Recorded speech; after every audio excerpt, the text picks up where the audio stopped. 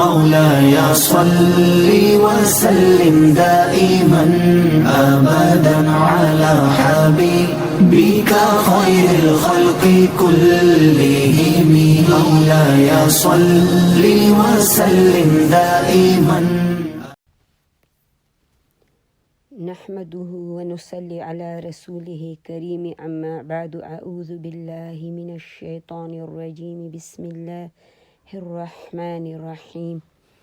إن الله وملائكته يصلون على النبي يا أيها الذين آمنوا صلوا عليه وسلموا تسليما. الحمدللہ الحمدللہ ہم اپنے نبی سردار دو جہان خاتم الانبیاء صلی اللہ علیہ وآلہ وسلم کے اس حیاتی طیبہ میں جو ہماری پچھلی کلاس تھی، آپ صلی اللہ علیہ وآلہ وسلم کے ہجرت مبارک اور مدینہ طیبہ میں آنا، اور یہ جو ہماری آج کی کلاس ہے، اب ایک نئے معاشرے کی تشکیل کرنا. جیسے کہ پچھلی کلاس میں ہم نے یہ پڑھ لیا تھا اور کہ رسول اللہ صلی اللہ علیہ وآلہ وسلم نے مدینہ میں بنو نجار کے ہاں یہ 12 ربیع الاول کو جو ہے حضرت ایوب انصاری رضی اللہ عنہ کے مکان کے سامنے نزول فرمایا، اور اسی طرح ایوب انصاری رضی اللہ عنہ کے گھر آپ صلی اللہ علیہ وآلہ وسلم منتقل ہو گئے تھے. اب اس کے بعد جو ہے مسجد نبوی کی تعمیر. نبی کریم صلی اللہ علیہ وآلہ وسلم کا پہلا قدم یہ تھا کہ آپ صلی اللہ علیہ وآلہ وسلم نے مسجد نبوی کی تعمیر شروع کی. اب اسی لیے وہی جگہ منتخب کی جہاں آپ صلی اللہ علیہ وآلہ وسلم کی اونٹنی بیٹی تھی، اور اسی زمین کے مالک یتیم 2 بچے تھے. آپ صلی اللہ علیہ وآلہ وسلم نے یہ زمین قیمتاً خریدی ان بچوں سے، اور بنفس نفیس مسجد کی تعمیر میں شروع ہو گئے. آپ صلی اللہ علیہ وآلہ وسلم پتھر ڈھونڈتے تھے اور ساتھ ساتھ فرماتے جاتے تھے اللہم لا عیش الا عیش الآخرہ فاغفر للانصار والمہاجر. اے اللہ، زندگی تو بس آخرت کی زندگی ہے، بس انصار اور مہاجرین کو بخش دیں. اور آپ صلی اللہ علیہ وآلہ وسلم کے اس طرز عمل سے صحابہ کرام کے اندر جوش اور خروش، جو جذبہ تھا، جو کام تھا، یعنی وہ اور بھی زیادہ مضبوط ہوتا، اور سب جو ہے خوب بڑھ چڑھ کر حصہ لے رہے تھے. اور رسول اللہ صلی اللہ علیہ وسلم کی مسجد جو ہے مبارک مسجد نبوی صلی اللہ علیہ وآلہ وسلم کی تعمیر رکھی جا رہی تھی. اب اس زمین پر جو ہے، یعنی جو زمین بچوں سے خریدی گئی تھی، پچھلی بھی ہم نے جو ہے نا کلاس میں نے بتا دیا تھا کہ وہ جیسے کہ اس پہ وہ لوگ کھجوریں وغیرہ سکانے کے لیے رکھتے تھے. مطلب یہ کوئی ایسی زمین نہیں تھی کہ جس پہ باغات تھے یا کوئی ایسی چیزیں تھیں، چند مشرکوں کی قبریں تھیں، اور یہ جو ہے نا کچھ ویرانہ بھی زیادہ نہ تھا، کھجور کے یا غرقت کے چند درخت بھی تھے. تو رسول اللہ صلی اللہ علیہ وآلہ وسلم نے مشرکین کی جو قبریں تھیں وہ اکاڑ دیں، اور ویرانہ جو ہے وہ برابر کر دیا. کھجوروں اور درختوں کو کاٹ کر جو ہے یہ قبلہ جو ہے اس کی جانب لگا دیا. لیکن اس وقت جو قبلہ تھا وہ بیت المقدس تھا، یعنی قبلہ جو تھا یہ بیت اللہ نہیں تھا، بیت المقدس تھا. اب دروازے کے دونوں سائڈوں پر جو ہے پتھر بنا دیے گئے، اور دیواریں جو تھی وہ کچی اینٹ اور سے بنا دی گئیں. چھت پر کھجور کی شاخیں اور پتے ڈلوائے گئے، کھجور کے پتوں کے جو تھے کھمبے بنائے گئے. زمین پر جو ہے وہ ریت کی چھوٹی چھوٹی سی کنکریاں بچھا دی گئیں، اور مسجد نبوی کے جو ہیں 3 دروازے بنائے گئے. اور قبلے کی دیوار سے جو ہے پچھلی دیوار تک مطلب جو تھے یہ 100 ہاتھ لمبائی تھی، اور چوڑائی بھی اتنی تھی. اب آپ صلی اللہ علیہ وآلہ وسلم نے جو ہے آپ صلی اللہ علیہ وسلم مسجد کے بازو میں آپ صلی اللہ علیہ وسلم کے لیے چند مکانات بھی تعمیر کیے گئے، جن کی دیواریں بھی کچی تھی، یعنی کچی اینٹوں کی بنی ہوئی تھی، اور چھتیں جو تھی وہ کھجور کے تنوں کی کڑیاں دے کر اور کھجور کے شاخ اور پتوں سے بنائی گئی تھی. یہی آپ صلی اللہ علیہ وآلہ وسلم کے رہنے کا مکان اور ازواج مطہرات کے حجرے تھے. یہ کوئی بڑے محلات نہیں تھے. اب ان حجروں کی تعمیر مکمل ہو جانے کے بعد آپ صلی اللہ علیہ وآلہ وسلم حضرت ایوب انصاری رضی اللہ عنہ کے مکان سے یہیں منتقل ہو گئی، یعنی اپنے حجروں میں آ گئیں. آپ صلی اللہ علیہ وسلم یہاں تشریف لے آئیں. مسجد جو تھی، جو مسجدی رسول اللہ صلی اللہ علیہ وسلم مسجد نبوی جو بنائی گئی، یعنی یہ مسجد محض صرف نماز کی ادائیگی کے لیے بھی نہ تھی، بلکہ یہ تو ایک یونیورسٹی تھی. مسلمانوں کے لیے ایک یونیورسٹی تھی جس میں مسلمان اسلامی تعلیمات اور ہدایت کا درس حاصل کرتے تھے، اور ایک ایسی مسلمانوں کے لیے وہ لوگ جو مدتوں سے نفرتوں میں اور لڑائیوں میں چلے آ رہے تھے، اب یہاں پر ان کو جو ہے نا محبت کے ساتھ ملایا جا رہا تھا. اور یہ جو ہے یہ ایک مرکز تھا، اور اسی سے ایک ننھی سی ریاست کا جو ہے سارا نظام چلایا جا رہا تھا. مختلف قسم کی جو ہیں یہاں پر جتنے بھی چیزیں ہوتی تھی اس کے لیے جمع ہوتے تھے، اور اس کی جو حیثیت تھی ایک جیسے پارلیمنٹ ہاؤس کی طرح تھی، جس میں مجلس شورا اور مجلس انتظامیہ منعقد ہوا کرتے تھے. اچھا، ہجرت ہی میں جو ہے اللہ رب العالمین نے جب آپ صلی اللہ علیہ وسلم نے ہجرت کی تو اسی وقت جو ہے اذان بھی شروع ہوئی، اور یہ ایک ایسا حسین نغمہ گونجنے لگا. روزانہ 5 بار آسمانوں پر یہ گونجتا رہا، جس سے پورا عالم جو ہے لرز اٹھتا تھا. سبحان اللہ. اب اس سلسلے میں جو ہے عبداللہ بن زید کو رضی اللہ عنہ کو خواب میں اللہ رب العالمین نے جو ہے یہ کلمہ اذان جو تھا اس کے سکھائے تھے، کیونکہ مسلمان جو تھے وہ بھی چاہتے تھے کہ جب نماز کا وقت ہو ایک ایک گھر میں جا کے سب کو بلانا، اور بالآخر مسلمانوں کو ایک ایسی جب تعداد بڑھ گئی، آواز کی ضرورت پڑی کہ جس کے پڑھتے ہی خود بخود لوگ اللہ کے گھر کی طرف دوڑ آئیں. تو اس میں سب نے اوپینین دیے تھے، مطلب کسی نے بغل بجانا تو آپ صلی اللہ علیہ وسلم نے کہا یہ تو یہود کا وہ ہے، یا ڈیفرنٹ جو تھی گھنٹی بجانا یہ تو نصارہ کا ہے. اور جو ہے اللہ رب العالمین نے اس صحابی کو خواب میں اذان کے جو جتنے کلمات تھے وہ بتا دیے، اور اس نے آ کے اپنا خواب رسول اللہ صلی اللہ علیہ وآلہ وسلم کو سنایا، اور رسول اللہ صلی اللہ علیہ وآلہ وسلم نے جو ہے بلال رضی اللہ عنہ کو وہ کلمات اسے کہا کہ اس کو سکھائیں، کیونکہ بلال رضی اللہ عنہ کی حسین اور اونچی آواز تھی. تو جو ہے اسی طرح اذان جو ہے وہ بلال رضی اللہ عنہ دیتے تھے. اب مسلمانوں میں جو ہے بھائی چارگی، جیسے کہ مسلمان ہماری پچھلی کلاس میں بھی تھا کہ جب وہ ہجرت کرنے لگیں تو جو ہے ہجرت کے بعد مسلمان بہت بڑی تعداد میں آ گئیں،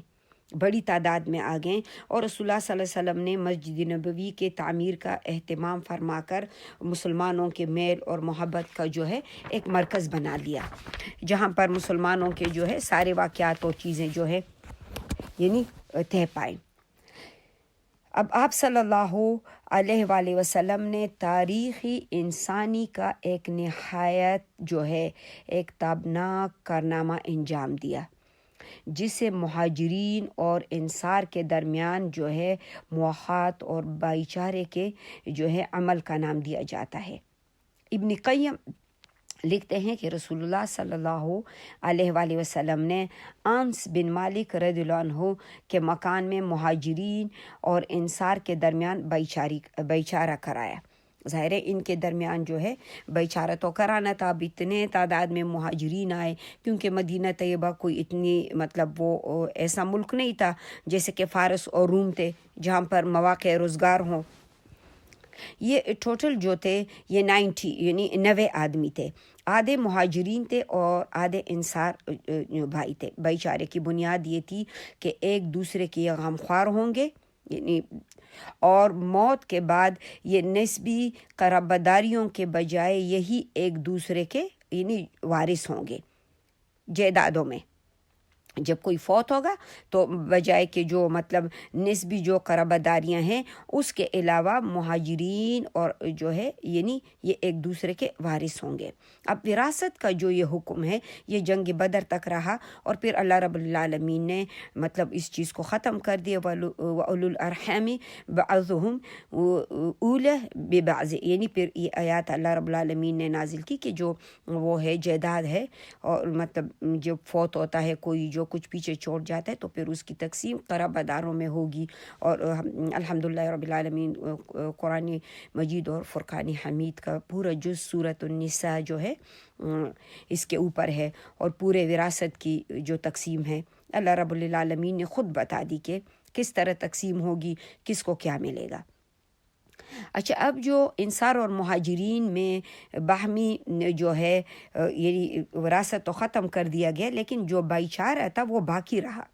آپ صلی اللہ علیہ وآلہ وسلم نے ایک اور بھائی چارہ کرایا ان کے درمیان، جو خود باہم مہاجرین کے درمیان تھا، لیکن پہلی بات ہی ثابت یہ ہے کہ مہاجرین اپنے باہمی اسلامی اخوت اور وطنی اخوت اور رشتہ داری قرابہ داری کے بنا پر آپس میں اب مزید کسی بھائی چاری کے محتاج نہ تھے، بلکہ مہاجرین اور انصار کا معاملہ یعنی اس سے مختلف تھا۔ اب بھائی چارے کا مقصد جو تھا اس کے بارے میں امام غزالی رحمۃ اللہ علیہ لکھتے ہیں کہ یہ تھا کہ جاہلی جو عصبیت مطلب جو عربوں میں تھی، جو جاہلیت کی مطلب اب اگر وہ چیزیں نہیں ہوں گی، جو جاہلیت میں جو عصبیتیں تھیں اب وہ نہیں ہوں گی۔ اگر کوئی غیرت ہو وہ کیا ہوگا؟ اسلام کے لیے ہوگا۔ نسل، رنگ، وطن، امتیازات سب مٹ جائیں گے۔ بلندی اور پستی کا معیار جو ہے وہ انسانیت اور تقوی کے علاوہ کچھ اور نہ ہوگا۔ دیکھو، یہی چیزیں ہیں جو مسلمان ترک کر کے جو ہے نقصان کی طرف جا رہے ہیں۔ رسول اللہ صلی اللہ علیہ وآلہ وسلم نے اس بھائی چارے کو محض جو ہے کھوکھلے الفاظ سے نہیں جامہ پہنایا کہ صرف الفاظ ہی کہے، بلکہ ایک ایسا یعنی یہ عہد و پیمان بنا لیے، اور مسلمان جو تھے یعنی آپ صلی اللہ علیہ وآلہ وسلم نے اسی کو جاری کیا، اور جتنے بھی مسلمان ہیں وہ ایک دوسرے کے اثار اور غمگساری میں جذبات جو ہیں وہ ایک دوسرے کے ساتھ اس میں شامل ہوں گے۔ اب صحیح بخاری میں ہے کہ مہاجرین جب مدینہ طیبہ تشریف لائے تو رسول اللہ صلی اللہ علیہ وسلم نے عبد الرحمن بن عوف رضی اللہ عنہ کو سعد بن ربیعہ رضی اللہ عنہ کے درمیان جو ان کا بھائی چارہ کرایا۔ سعد بن ربیعہ نے عبد الرحمن بن عوف رضی اللہ عنہ سے کہا کہ انصار میں سب سے زیادہ مالدار ہوں میں، اور آپ جو ہے میرا مال 2 حصوں میں بانٹ کر آدھا کر لیں۔ یعنی ان کے بھائی چارے اور محبت کی یہ انتہا تھی، آدھا کر لیں، اور جو ہے میرا آدھا مال آپ رکھ لیں، اور میری 2 بیویاں ہیں، دونوں کو آپ دیکھ لیں، جو زیادہ یعنی آپ کو پسند آ جائے میں اسے طلاق دے دوں گا، اور عدت گزرنے کے بعد آپ اسے شادی کریں۔ حضرت عبد الرحمن بن عوف رضی اللہ عنہ نے کہا، اللہ آپ کے اہل و مال میں برکت دے دیں، آپ لوگوں کا بازار کہاں ہے، آپ کے مال میں بھی اور اہل میں، اللہ آپ کو برکت دیں، بس آپ مجھے بازار کا راستہ بتا دیجئے۔ اور لوگوں نے انہیں بنو قینقاع کا جو بازار تھا وہ بتلا دیا۔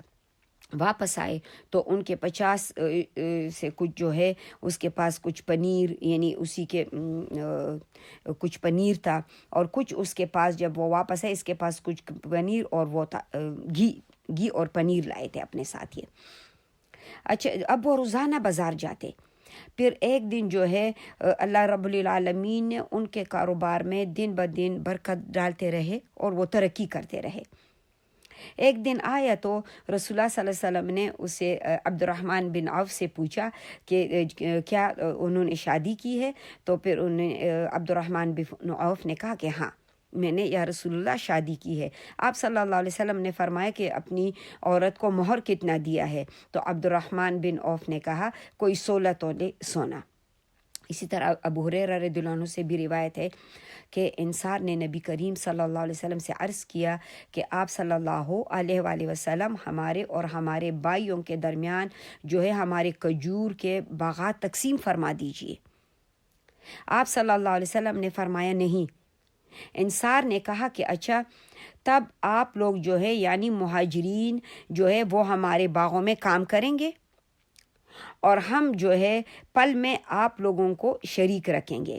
اس پر رسول اللہ صلی اللہ علیہ وآلہ وسلم نے پھر رضامندی کی اور یہ بات مان لی کہ مہاجرین باغ میں کام کریں گے، پھر جب باغ میں سے جتنا مال نکلے گا اس میں مہاجرین بھی یعنی 50% وہ ہوں گے، ہیف دونوں کا ہو جائے گا۔ اب اس سے اندازہ کیا جا سکتا ہے کہ انصار نے کس طرح بڑھ چڑھ کر اپنے مہاجر بھائیوں کو جو ہے اعزاز اور اکرام دیا تھا، کس طرح ان کو دل سے قبول کیا تھا، مہاجرین کو کس قدر دل سے ان کی جو ہے عزت کی تھی۔ اور یہی چیز جب میں دیکھتی ہوں جب مہاجرین افغانستان آئے، خاص کر جو ہمارے ٹرائب علاقے ہیں، انہوں نے اپنے بڑے بڑے علاقے ان کے نام کر دیے، جہاں پر باقاعدہ ان کے گھر تھے، ان کی بازاریں تھی، اور جس کے وسعت میں زمینیں تھی دے دی۔ میرے ایک بہنوئی جلدی فوت ہو گئے، اللہ اسے جنت الفردوس میں اعلیٰ مقام دے، 200 سے اوپر مکانات تو اس نے جو ہے وقف کر دیے اپنی زمینوں کے مہاجرین کو۔ تو یعنی یہ ساری قربانیاں، یہ سبق ہمیں رسول اللہ صلی اللہ علیہ وسلم اور اصحاب نبی سے ملتے ہیں۔ صحابہ کرام کا ایک بہت بڑا کردار ہے۔ اب چنانچہ انہوں نے جو ہے اس کا جو ہے کوئی غلط فائدہ انہوں نے نہیں اٹھایا، بلکہ انہوں نے صرف اتنا حاصل کیا کہ اپنی ٹوٹی ہوئی معیشت کی جو کمر ہے وہ سیدھی کر سکتے تھے، کیونکہ مہاجرین تو اس حالت میں آئے تھے کہ صرف سر بچا کے نکلے تھے، ان کی جائیدادیں ہر ایک چیز پر تو کفار جو تھے مشرک مکہ انہوں نے قبضہ کر لیا تھا۔ اب بھائی چارے کی طرح رسول اللہ صلی اللہ علیہ وسلم نے ایک اور بھی عہد و پیمان کرایا، جس کے ذریعے جو ہے جاہلیت کی جو کشمکش تھی، جو ان کے بیچ چلی آ رہی تھی، یعنی قبائلی جو کشمکش تھی، اس کی جو بنیاد ڈائی تھی۔ اب دوری جاہلیت کے جو رسم و رواج تھے، اب ان کی گنجائش آپ صلی اللہ علیہ وسلم نے نہیں چھوڑی، ان کی گنجائش نہیں چھوڑی۔ اب اس کے لیے آپ صلی اللہ علیہ وسلم نے یعنی دفعات لکھ دیے، جو مختصر جو دفعات آپ صلی اللہ علیہ وسلم نے لکھے ہیں، مطلب ہم اپنے اس میں اس کے جو امپورٹنٹ پوائنٹ ہے مختصر سے وہ ہم انشاءاللہ بتاتے ہیں کہ یہ تحریر یہ تھی کہ محمد مصطفیٰ سردار دو جہان صلی اللہ علیہ وسلم خاتم النبی صلی اللہ علیہ وآلہ وسلم کی جانب سے قریشی یعنی محمد قریشی کے جانب سے یثربی ان کے تابع ہو کر اور ان کے ساتھ لحق ہونے اور جہاد کرنے والے مومنین اور مسلمانوں کے درمیان۔ نمبر 1 یہ تھا کہ سب اپنے ماں سوا انسانوں سے الگ الگ ایک امت ہیں۔ اب نمبر 2 کیا ہے کہ مہاجرین قریش اپنے سابقہ حالات کے مطابق یعنی وہ دیت کی ادائیگی کریں گے، جتنی دیت ان پر یعنی پہلے تھی، اور مومنین کے درمیان جو ہے معروف اور انصاف کے ساتھ اپنے قیدی کا فدیہ دیں گے۔ انصار کے تمام قبیلے جو ہیں وہ بھی اپنے سابقہ حالات کے مطابق دیت کی ادائیگی کریں گے، جتنی دیت یعنی ان میں تھی۔ اب ان کا جو ہے ہر گروہ کا معروف طریقے پر اہل ایمان کے درمیان جو ہے انصاف کے ساتھ یہ اپنے قیدیوں کا بھی فدیہ ادا کریں گے۔ اور نمبر 3 جو تھا 3rd نمبر پہ اہل ایمان نے اپنے درمیان کسی کو جو ہے یعنی فدیہ یا دیت کے معاملے میں معروف طریقے کے مطابق عطا اور نوازش سے محروم نہ رکھیں گے۔ اور نمبر 4 جو ہے وہ سارے یعنی جتنے بھی مومنین ہیں اس شخص کے خلاف ہوں گے جو ان پر زیادتی کرے گا یا اہل ایمان کے درمیان ظلم اور گناہ زیادتی فساد کی راہ یعنی جو بھی وہ کریں گا تو اس کے خلاف ہوں گے سب۔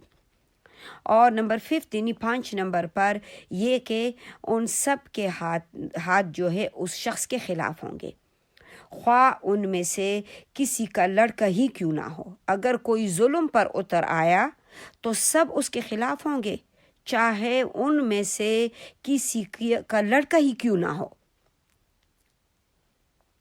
اور نمبر 6 جو ہے یعنی 6 نمبر پر کوئی مومن کسی مومن کو کافر کے بدلے میں قتل نہیں کرے گا، نہ ہی کسی مومن کے خلاف کسی کافر کی مدد کرے گا۔ کوئی مومن کسی کافر کی مدد نہیں کرے گا، مومن بھی کسی مومن کو کافر کے بدلے میں قتل نہیں کرے گا۔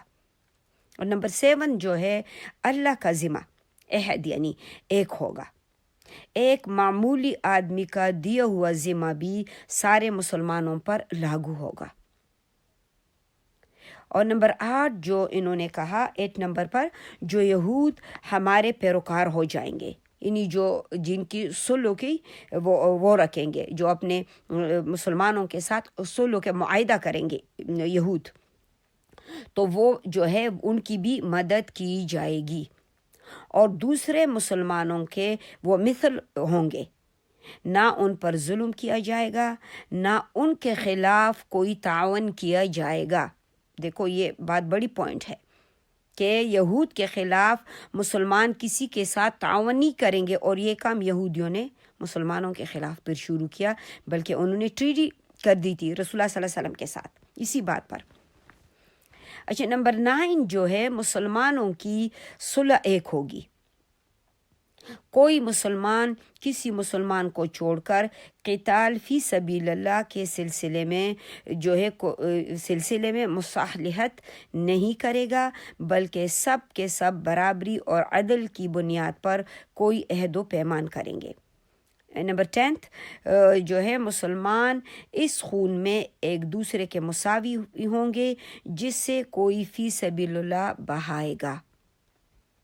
اور نمبر 11 جو ہے 11 پر کہ نمبر 11 کوئی مشرک قریش کی کسی جان یا مال کو پناہ نہیں دے سکتا، نہ کسی مومن کے آگے اس کی حفاظت کے لیے رکاوٹ بن سکتا ہے۔ نمبر 12 جو ہے جو شخص کسی مومن کو قتل کرے گا اور ثبوت موجود ہوگا، اگر کوئی شخص مومن کو قتل کرے گا اس کا ثبوت ہوگا تو پھر اسے قصاص لیا جائے گا، سوائے اس صورت میں کہ اگر مقتول کے جو والی ہیں اس پر راضی ہو جائے، وہ معاف کرنا چاہتے ہیں۔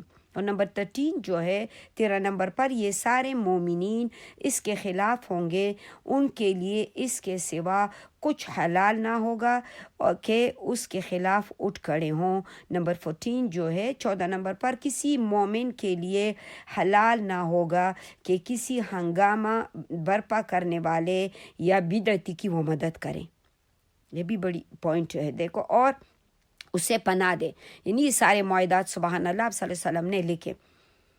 جو اس کی مدد کرے گا یعنی کس کی، کسی وہ ہنگامہ برپا کرنے والے جو خواہ ہنگامہ رائیوں پر اتراتے ہیں اور توڑ پھوڑ جڑاؤ گراؤ، یہ چیزیں تو ہمارے ملکوں میں بڑے ہوتے ہیں، جو اس کی مدد کرے گا یا کوئی بدعت کے جو کام ہوتے ہیں جتنے بھی بدعتی ہیں، جو اس کی مدد کرے گا یا اسے پناہ دے گا تو اس پر قیامت کے دن اللہ کی لعن اور اس کا غضب ہوگا، اللہ بچائے۔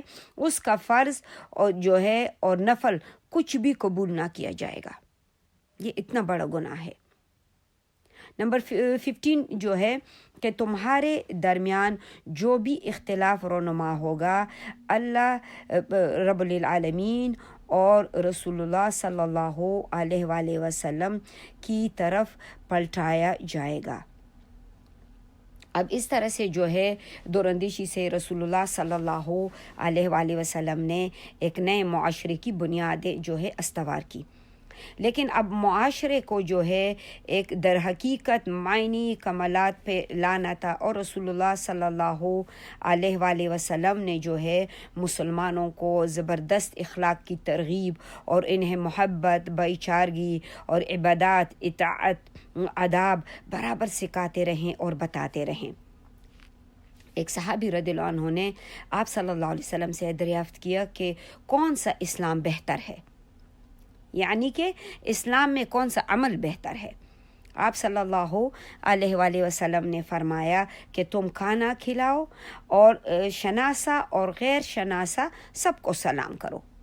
یعنی یہ ہے کہ ہم تو بہنیں ہیں نا، اب یہ نہیں کہ راستے چلتے پھرتے ہم مردوں کو سلام کریں. ہاں اگر مسجد میں ہم جاتے ہیں، اکثر نئی بہنیں مسجدوں میں آتی ہیں تو ہمیں چاہیے کہ ہم انہیں سلام کریں، کیونکہ کبھی کبھی جو نئے بہنیں کمیونٹی میں آ جاتی ہیں، مسجد میں آتی ہیں، ان کو یہ ہوتا ہے جو یہاں پر تو کوئی رشتہ دار کسی کے نہیں ہوتے ہیں نا، تو انہیں ضرور سلام کرنا چاہیے اور ان کے ساتھ جو ہے تعاون کرنا چاہیے.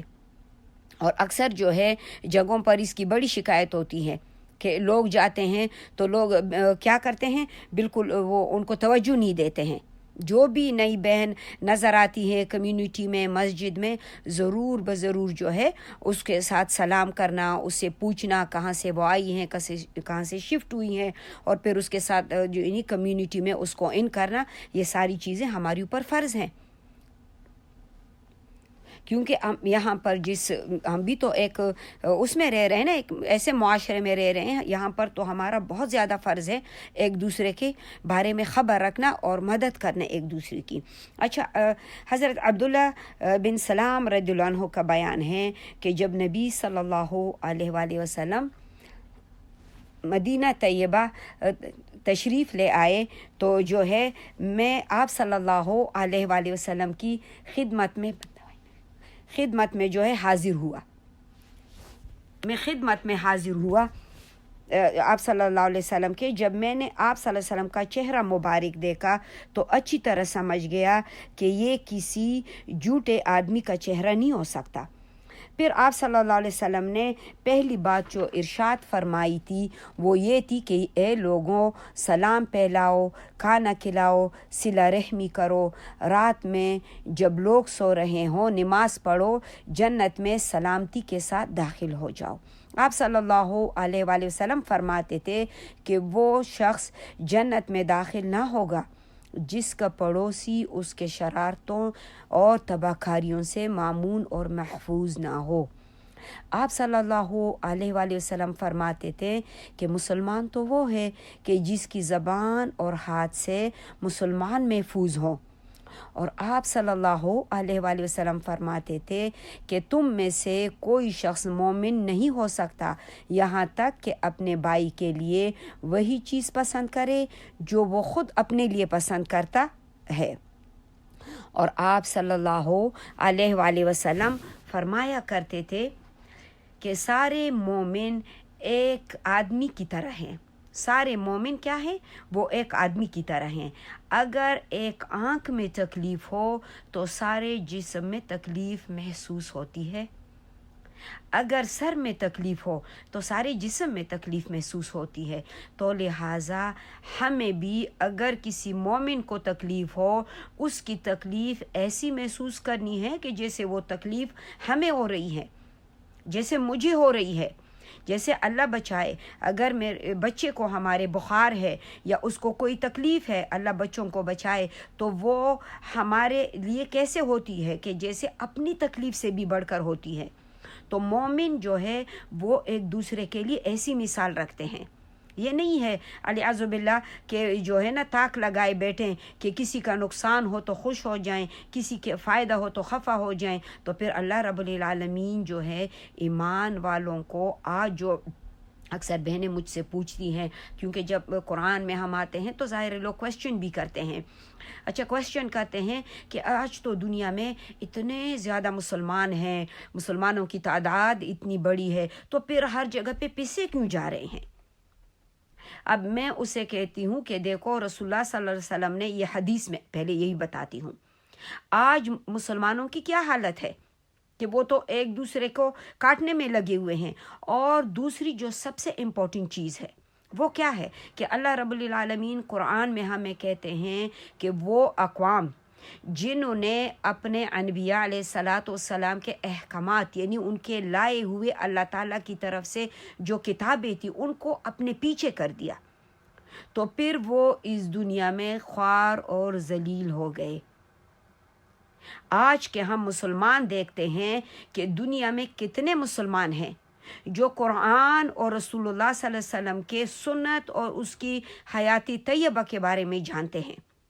آپ یقین کریں، ہم جہاں جاتے ہیں آوازیں دیتے ہیں پلیز قرآن کی کلاس لے لو، اسکائپ پر آ جاؤ۔ اگر آپ جو ہے گھر میں ہیں کوئی بات نہیں، اسٹوڈنٹ مت بنو پیاری بہن، اسٹوڈنٹ بننے کی ضرورت نہیں ہے۔ بس آپ کا دیکھو انٹرنیٹ فری ہے، آپ کے پاس فون بھی ہے، آپ گھر کے کام کرتے جاؤ، میوٹ پہ ہو جاؤ اور سنتے جاؤ۔ اور کتنے لوگ آتے ہیں، کتنے لوگ لبیک کرتے ہیں۔ جب مسلمانوں نے اپنی کتاب کو پیچھے اور دنیا کو آگے کر دیا تو پھر ظاہر ہے تعداد میں تو پچھلی اقوامیں بھی بہت تھی، بنی اسرائیل کی بڑی تعداد تھی۔ بخت نظر جو تھا اس نے حملہ کر کے کیسے نست و نبود کر دیا ان کو، 1 لاکھ جو تھے قتل کر کے اور 1 لاکھ کو جنگی قیدی بنا کر عراق لے گئے۔ تو اللہ رب العالمین 313 صحابہ پورے دنیا میں جو ہے نا چھا گئے، سپر پاور بن گئے۔ نہ اسباب تھے، نہ دولت تھی، نہ انسان تھے اتنے، لیکن ایمان تھا، ایمان تھا۔ مسلمان جو ہیں وہ ترقی ایمان پر کرتے ہیں۔ اچھا، اب جو ہے آپ صلی اللہ علیہ وسلم کے فرمان میں جاتے ہیں۔ آپ فرماتے ہیں کہ مومن کے لیے عمارت کی طرح ہے جس کا بعض کو قوت پہنچاتا ہے، اور فرماتے کہ آپس میں بغض نہ رکھو، باہم حسد نہ کرو، ایک دوسرے سے پیٹ نہ پیرو، واللہ جو ہے اللہ کے بندے بائی بائی ہیں، اور اللہ کے بندے کیا ہیں؟ وہ بائی بائی ہیں، اور بائی بائی بن کر رہو۔ کسی مسلمان کے لیے حلال نہیں کہ وہ اپنے بھائی کو 3 دن سے اوپر چھوڑ دے، یعنی قطع کرے۔ اور فرماتے کہ مسلمان کا بھائی ہے، اس پر ظلم نہ کریں، نہ اسے دشمن کے حوالے کرے۔ جو شخص اپنے بھائی کی حاجت میں کوشاں ہوگا، اللہ رب العالمین اسی کی حاجتوں کو پورا کرے گا۔ جو شخص کسی مسلمان سے کوئی غم اور دکھ دور کرے گا، اللہ اس شخص سے روز قیامت کے دکھوں میں سے کوئی دکھ دور کرے گا۔ جو شخص کسی مسلمان کی پردہ پوشی کرے گا، اللہ رب العالمین قیامت کے دن اس کی پردہ پوشی کرے گا۔ اور فرماتے کہ تم لوگ زمین والوں پر مہربانی کرو، تم پر آسمان والا مہربانی کرے گا۔ اور فرماتے وہ شخص تو مومن ہی نہیں جو خود پیٹ بھر کر کھائے اور اس کے بازو میں رہنے والا پڑوسی بھوکا رہے۔ اور فرماتے مسلمان سے گالی گلوچ کرنا فسق ہے، اس سے مار کاٹ کرنا کفر ہے، یعنی گالی گلوچ فسق ہے اور مار کاٹ کرنا کفر ہے۔ اسی طرح آپ صلی اللہ علیہ وآلہ وسلم راستے سے تکلیف دہ چیز ہٹانے کو بھی صدقہ قرار دیتے تھے، اور اسے ایمان کے شاخوں میں سے ایک شاخ جو ہے نا شمار فرماتے تھے۔ نیز آپ صلی اللہ علیہ وسلم صدقے اور خیرات کی ترغیب دیتے تھے، اس کے جو ہے نا اور ایسے فضائل اس کے فرماتے تھے صدقہ اور خیرات کے کہ اس کی طرف دل خود بخود کھینچے چلے جاتے تھے۔ چنانچہ آپ صلی اللہ علیہ وسلم فرماتے کہ صدقے جو ہے صدقہ گناہوں کو ایک ایسے یعنی گناہوں کو بجھاتا ہے جیسے پانی جو ہے کیا ہے، آگ کو بجھاتا ہے۔ اور آپ صلی اللہ علیہ وسلم فرماتے تھے کہ جو مسلمان کسی ننگے مسلمان کو کپڑا پہنا دے، اللہ اسے جنت کا لباس پہنائے گا۔ جو مسلمان کسی بھوکے مسلمان کو کھانا کھلائے، اللہ اسے جنت کے پھل کھلائے گا۔ جو مسلمان کسی پیاسے مسلمان کو پانی پلائے، اللہ اس کی جنت کی مہر لگی ہوئی شرابی طہور پلائے گا۔ آپ صلی اللہ علیہ وسلم فرماتے تھے کہ آگ سے بچو، آگ سے بچو، اگرچہ کھجور کا ایک ٹکڑا ہی صدقہ کر کے، اگر وہ بھی نہ پاؤ تو پاکیزہ بول کے ذریعے اپنے بچاؤ خود کو۔ اور جو ہے اس کے بے پہلو دوسری طرف آپ صلی اللہ علیہ وآلہ وسلم جو ہیں وہ مانگنے سے جو ہے نا پرہیز کی بہت ہدایت اور تاکید فرماتے تھے کہ بےگھر نہیں بنو۔ صبر اور قناعت کی فضیلتیں سناتے تھے۔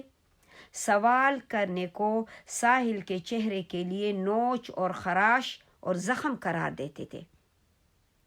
البتہ اس سے وہ بندہ، وہ شخص مستثنا تھا جو حد درجہ مجبور ہو کر سوال کرے، خاص کر جو مجبور مظلوم عورتیں جو ہماری معاشرے میں بیوہ ہو جاتی ہیں یتیم بچوں کے ساتھ، اور جو طلاق ہو جاتی ہیں جن کو بچوں کے ساتھ، کیونکہ ہمارے ملکوں میں ان عورتوں کی زندگی جو مجھے آ کے وہ اپنی داستانیں سناتی ہیں، آپ یقین کریں میرا دل جو ہے کبھی کبھی ان کے لیے جیسے نہیں، وہ کہتے ہیں نا کہ خون کے آنسو ہوتا ہے کہ مسلمان معاشرے میں رہتے ہوئے وہ کن کن تکلیفوں سے گزرتی ہیں،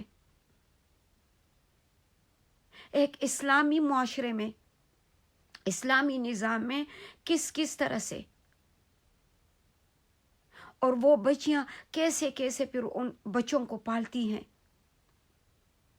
بڑی تکلیف سے وہ گزرتی ہیں. تو ایسے لوگ جو ہیں پھر مستثنا ہیں، ان کی جو ہے بلا مانگے ان کی مدد کی جائے، کیونکہ عورت تو ویسے بھی مظلوم ہے، اس کے اوپر اتنی اور بھی مصیبتوں کے پہاڑ آ جائیں. اب اس طرح جو ہے آپ صلی اللہ علیہ وآلہ وسلم یہ بھی فرماتے ہیں کہ کن عبادات کے کیا فضائل ہیں اور اللہ کے نزدیک ان کا کیا اجر و ثواب ہے. پھر آپ صلی اللہ علیہ وسلم پر آسمان سے جو وحی آتی، آپ صلی اللہ علیہ وآلہ وسلم اس سے مسلمانوں کو بڑی جو ہے یعنی ان کے اندر مسلمان جو تھے اس وحی وہ ان کے اندر مضبوط ہو جاتی، وہ سمعنا اور اطعنا تھے کہ بس ہم نے سنا اور اطاعت کی، اور مسلمان جو ہے جو ہی وہی سنتے وہ اس کی تعمیل کرتے. اس طرح رسول اللہ صلی اللہ علیہ وسلم نے مسلمانوں کی قیادتیں بلند کی اور ان کو بہترین خودداد صلاحیتوں کو عروج بخشا اور بلند ترین جو ہے اقتدار کا مالک بنا دیا مسلمانوں کو. یہاں تک کہ انسانی تاریخ میں انبیاء کے بعد جو انہی فضل اور کمال کی سب سے بلند جو بلند ترین نمونہ جو بن گئے وہ مسلمان رسول اللہ صلی اللہ علیہ وسلم کی امت جو ہے بن گئی. آپ صلی اللہ علیہ وسلم نے ایسے تربیت کی. عبداللہ ابن مسعود رضی اللہ عنہ فرماتے ہیں کہ جس شخص کو طریقہ اختیار کرنا ہو وہ گزرے ہوئے لوگوں کا طریقہ اختیار کریں، کیونکہ زندہ کے بارے میں فتنے کا اندیشہ ہے، کس کا طریقہ گزرے گا. اور وہ لوگ نبی صلی اللہ علیہ وآلہ وسلم کے ساتھی تھے، اصحاب رسول کا طریقہ اختیار کریں. اس امت میں سب سے افضل، سب سے نیک دل، سب سے گہرے علم کے مالک اور سب سے زیادہ بے تکلف اللہ نے انہیں اپنے نبی کی رفاقت اور اپنے دین کی اقامت کے لیے منتخب کیا تھا. اللہ نے قرآن میں ان کے بارے میں کہا رضی اللہ و رضوا عنہ،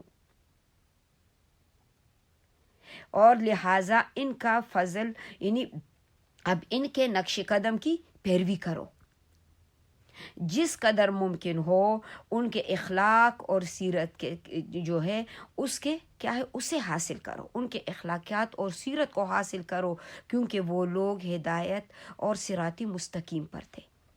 ہمارے پیغمبر رہبر اعظم خاتم النبی صلی اللہ علیہ وآلہ وسلم نے خود بھی ایسی معنوی اور ظاہری خوبیوں اور کمالات اور ایسی صلاحیتوں کے مجدد اور فضائل اخلاق کے محسن عمل کے جو متصنف تھے آپ صلی اللہ علیہ وسلم خود بھی، اور جو ہے آپ صلی اللہ علیہ وآلہ وسلم کے ایسے کمالات تھے کہ لوگوں کے دل خود بخود آپ صلی اللہ علیہ وسلم کی طرف کھینچے جاتے تھے اور جانیں قربان ہوا چاہتی تھی. چنانچہ آپ صلی اللہ علیہ وآلہ وسلم کی زبان سے جو ہی کوئی کلمہ صادر ہوتا نکلتا تو صحابہ کرام جو ہے فوراً حکم بجا کرنے کے لیے دوڑتے، اور جو رہنمائی کی جو بات آپ صلی اللہ علیہ وسلم ارشاد فرما دیتے تو وہ ایک دوسرے سے آگے نکلنے کی بازی ان کی لگ جاتی. وہ تو سابقون الخیرات تھے، نیکیوں میں ایک دوسرے سے آگے بڑھتے تھے. ایسے نہیں تھے کہ آج کی طرح کہ لوگوں کے کیا معیار ہو گئے مسلمانوں کے کہ جو ہے میرا گھر اس سے خوبصورت، میرے بچے اس سے آگے، میرا شوہر اس سے آگے. خاص کر ہم خواتین میں یہ چیز بہت زیادہ ہے. وہی شوہروں کو جو ہے آگے، فلانی کے شوہر نے تو یہ بنا دیا، تو فلانی کے بچے تو ایسے ایسے اسکولوں میں جاتے ہیں، فلانے کے بچے تو یہ کا پی رہے ہیں، فلانی تو ایسے پہن رہی ہیں، وہ تو اس گاڑی میں جا رہی ہیں، یہ زیور پہن رہی ہیں. اب وہ شوہر کو کہتی ہیں کہ مجھے بھی لاؤ، چاہے وہ حلال یا حرام طریقے سے ہو. ہمارے لیے اپنے انبیاء نے جو طریقہ جو اصحابہ کو دیا ہے اس پہ چلنا ہے. اگر ہم قرآن کو اور رسول اللہ صلی اللہ علیہ وسلم کے اس دین کو اپنے سینے کے ساتھ سب بہنے لگائیں جیسے اصحاب نے اور صحابیات نے لگایا تھا، تو یہ دنیا تو میل کچیل ہے، یہ تو خود ہی دوڑ دوڑ کر انسان کی طرف آتی ہے. تو انشاءاللہ باذن اللہ جو ہے ہماری آج کی کلاس یعنی معاشرے کی تشکیل پر جو ہے اختتام پذیر ہوتی ہے. اللہ رب العالمین ہم سب کو عمل کرنے کی توفیق عطا فرما دے. اجازت چاہتی ہوں. السلام علیکم ورحمۃ اللہ وبرکاتہ. مولاي صل وسلم دائما أبدا على حبيبك خير الخلق.